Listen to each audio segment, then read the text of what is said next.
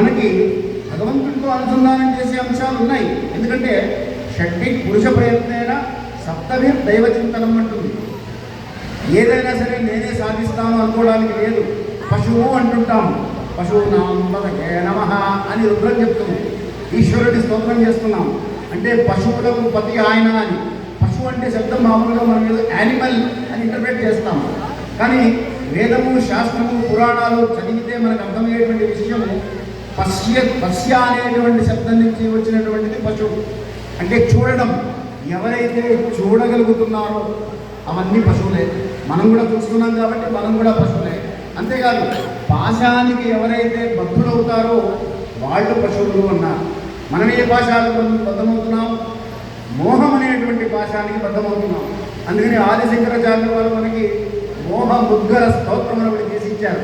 నాయన ఈ స్తోత్రం చదవండి, ఇది అర్థం చేసుకోండి. భజగోవిందం అని మనకందరికీ చాలా ఫేమస్ అది.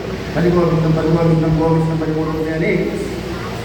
నాకు అంత బలం ఉంది, నాకు అంత ధనం ఉంది, నాకు అంత శక్తి ఉంది, నా వెనకాల ఎంతమంది మార్గలం ఉన్నారని విర్రవీగుతూ ఉంటాడు మనిషి.